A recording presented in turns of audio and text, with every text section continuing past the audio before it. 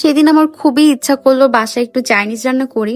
আমি জীবনে অনেকবার চাইনিজ করেছি, তবে আমার বিয়ের পর আমার শ্বশুরবাড়িতে একবারের জন্য এটা করা হয়নি। মেইনলি সেদিন আমার খুবই ইচ্ছা হচ্ছিল আমার হাজবেন্ডের জন্য একটু স্পেশাল কিছু রান্না করি আর একটু সুন্দর করে আয়োজন করে দুজন একসাথে ডিনার করব।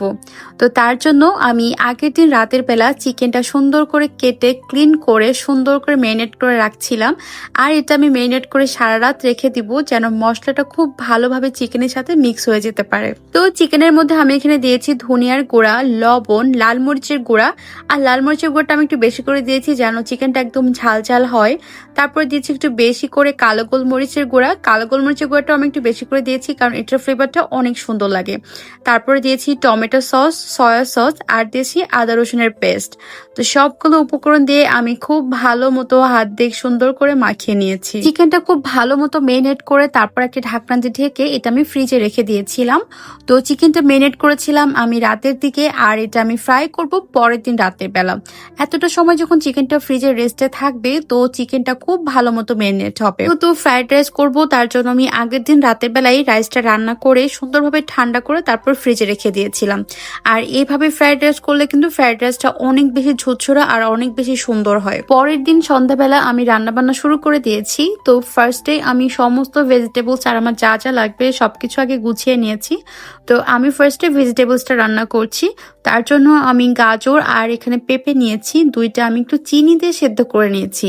আর সামান্য একটু চিনি দিয়ে সেদ্ধ করে নিলে ভেজিটেবলের কালারটা অনেক বেশি সুন্দর থাকে। তো ফার্স্টে কিন্তু আমি লবণ ব্যবহার করিনি। ফার্স্টে একটা প্যানে একটু তেল দিয়েছি, তার মধ্যে দিয়েছি সামান্য একটু বাটার। চাইনিজ ভেজিটেবলটা কিন্তু একটু বাটার বা ঘিতে রান্না করলে অনেক বেশি ফ্লেভারফুল হয়। তো তার মধ্যে কিছু দিয়ে দিলাম রসুন কুচি। রসুনটা যখন ব্রাউন কালার হয়েছে তার মধ্যে দিয়ে দিলাম আগে থেকে সেদ্ধ করে রাখা সবজিটা। আর এটা কিছুক্ষণ নেড়ে চেড়ে তারপর এর মধ্যে দিয়েছি কিছু পেঁয়াজ। আর পেঁয়াজটাও কিন্তু আমি এরকম কিউব কিউব করে কেটে নিয়েছি, দেখতেই পাচ্ছ। তো এগুলো কিছুক্ষণ নেড়ে চেড়ে তারপর আমি এর মধ্যে দিয়ে দিলাম 1 কাপ মতো পানি। আর এই পানিটা কিন্তু আমি যেই পানিতে ভেজিটেবলগুলো সেদ্ধ করেছিলাম সেই পানিটা ব্যবহার করেছি। তো এটা দেওয়ার পর কিছুক্ষণ নেড়ে চেড়ে সুন্দর মতো ভেজিটেবলটা সেদ্ধ হয়ে আসলে এর মধ্যে দিয়ে দিলাম সস। আর এখানে আমি ব্যবহার করেছি সামান্য একটু সয়া সস, তার মধ্যে দিয়েছি 1 চা চামচ মতো চিনি, আর দিয়েছি একটু গোলমরিচ, আর দিয়েছি একটু টেস্টিং সল্ট। তো সমস্তটা আমি ভালো করে মিক্স করে তারপর দিয়ে দিয়েছি ভেজিটেবলের মধ্যে। আর লাস্টের দিকে আমি দিয়ে দিয়েছি এখানে 1 চামচ মতো কর্নফ্লাওয়ার একটু পানির সাথে গুলিয়ে এটা দিয়েছি একটু থিকনেস আসার জন্য। লাস্টের দিকে আমি সামান্য একটু গুঁড়া দুধ দিয়েছি, এটা টোটালি অপশনাল। আর আমি কিছু ক্যাপসিকাম কিউব করে কেটে রেখেছিলাম সেটা আমি একদম লাস্টের দিকে দিয়েছি, কারণ ক্যাপসিকামটা বেশি সেদ্ধ হয়ে গেলে খেতে একদমই ভালো লাগে না। তাই এটা আমি লাস্টের দিকে দিয়ে নেড়েচেড়ে নামিয়ে নিয়েছি। তবে আমি কিন্তু এখানে একটা ভুল করেছিলাম, আমি কিন্তু এখানে মরিচ কুচি অ্যাড করতে ভুলে গিয়েছিলাম।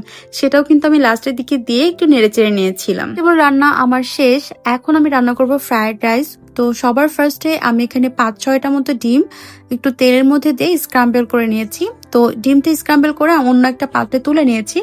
দেন ওই সেম প্যানে আমি সামান্য একটু তেল দিয়ে তার মধ্যে একটু দিয়েছি বাটার। আর বাটারটা যখন গরম হয়ে এসেছে তখন দিয়ে দিয়েছি কিছু গার্লিক কুচি।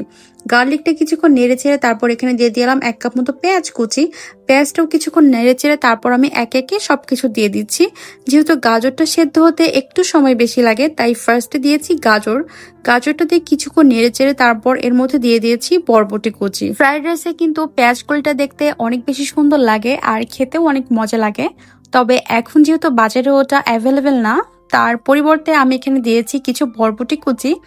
এটা দেখতেও কিন্তু অনেক বেশি কালারফুল লাগছে। তো ভেজিটেবলগুলো কিছুক্ষণ নাড়াচাড়ার পর এর মধ্যে দিয়ে দিলাম পরিমাণ মতো লবণ, আর দিয়ে দিলাম কিছু মরিচ কুচি। মরিচগুলো আমি একটু বড় বড় করে কেটে নিয়েছি। আর আগে থেকে যে আমি এগটা স্ক্রাম্বল করে রেখেছিলাম সেটাও আমি দিয়ে দিলাম। সুন্দর করে কিছুক্ষণ নেড়ে চেড়ে নেওয়ার পর আমি আগে থেকে রান্না করে রাখা রাইসটা দিয়ে দিলাম। আর রাইসটা কিন্তু আমি 80% মতো রান্না করেছিলাম। আর এখন নাড়াচাড়া করতে করতে কিন্তু একদম ওয়েল কুক হয়ে যাবে। সত্যি কথা বলতে কিন্তু আমি যে পরিমাণ ফ্রাইড রাইস করছিলাম তার অনুযায়ী কিন্তু আমার পাত্রটা অনেক বেশি ছোট হয়ে গিয়েছে। এখানে কিন্তু আমার রাইসটা অনেক বেশি হয়ে গিয়েছিল, তো আমার নাড়াচাড়া করতে অনেক বেশি অসুবিধা হচ্ছিল। তো একে একে আমি বাদ বাকি মশলাগুলো দিয়ে দিলাম। ফার্স্ট এখানে দিয়ে দিয়েছি বেশি করে সয়া সস, তারপর দিয়ে দিলাম একটু গোলমরিচ। যেহেতু আমার রাইসের পরিমাণটা বেশ খানিক তাই সবকিছু একটু বেশি বেশি করে দিচ্ছিলাম। দিয়েছিলাম। তারপর এর মধ্যে অ্যাড করলাম সুগার আর দিয়েছি একটু টমেটো সস। এখানে কিন্তু ফিশ সসটা দিতে হয়, যেহেতু আমার কাছে ফিশ সসটা অ্যাভেলেবেল ছিল না, তাই আমি সামান্য একটু টমেটো সসটা দিয়েছি। আর দিয়েছি একটু টেস্টিং সল্টটাও কিন্তু আমি একটু বেশি করে দিয়েছি। সমস্ত উপকরণ দেওয়ার পর একদম লাস্টে দিয়েছি ফ্রেশ ক্যাপসিকাম। যেহেতু ক্যাপসিকামটা নরম হয়ে গেলে খেতে মজা লাগে না, তাই আমি এটা সবার লাস্টে দিয়ে সুন্দর করে নেড়েচে ফ্রাইড রাইসটা নামিয়ে নিয়েছি। আর আগে থেকে যে চিকেনটা আমি মেরিনেট করে রেখেছিলাম সেটাও আমি ফ্রিজ থেকে বের করে নিয়েছি। তারপর এর মধ্যে অ্যাড করলাম 2টা ডিম 2টা দেওয়ার পর এখানে দিয়েছি একটু ময়দাটা দিয়ে সুন্দর করে মাখিয়ে ভালো মতো করে চিকেনের সাথে কোট করে নিয়েছি। দেন তেলটা গরম হয়ে আসলে একদম ডুবো তেলে আমি চিকেনগুলো ভেজে নিব। একদিকে কিন্তু আমি চিকেনগুলো ভাজছিলাম আর অন্যদিকে কিন্তু সব খাওয়া শেষ হয়ে যাচ্ছিল।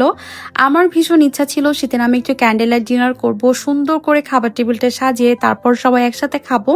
কিন্তু ওই যেহেতু জয়েন্ট ফ্যামিলিতে থাকি তাই সবকিছু চাইলেও কিন্তু পসিবল না। একদিকে আমার রান্না শেষ হওয়ার আগে কিন্তু অলরেডি খাবার দাবার সবার খাওয়া শেষ।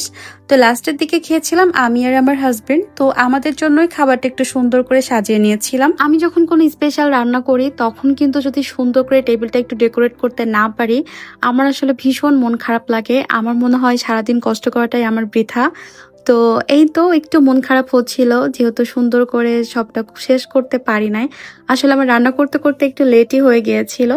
এই তো লাস্টে দেখি আমার আর আমার হাজবেন্ডের প্লেটিংটা একটু সুন্দর করে নিচ্ছিলাম, যেন একটু সুন্দর করে একসাথে খাওয়া যায়। আসলে আমরা যারা জয়েন্ট ফ্যামিলিতে থাকি তারা কিন্তু মন চাইলে সবকিছু করতে পারি না, অনেক কিছু চেয়েও কিন্তু সেটা আর সুন্দরভাবে করাটা পসিবল হয় না। তোমরা যারা জয়েন্ট ফ্যামিলিতে থাকো তারা অবশ্যই এটা বুঝতে পারবে। তো এই ছিল আমার সেদিনের আয়োজন। তোমাদের কাছে কেমন লাগলো অবশ্যই কিন্তু কমেন্ট করে জানিও। তবে এই রান্নাগুলো কিন্তু সত্যি অনেক অনেক মজা হয়েছিল, তোমরাও চাইলে বাসায় ট্রাই করতে পারো। আজকের মতো বিদায় নিচ্ছি, দেখা হবে নেক্সট কোনো ভিডিওতে। সবাই ভালো থেকো, সুস্থ থেকো, আল্লাহ হাফেজ।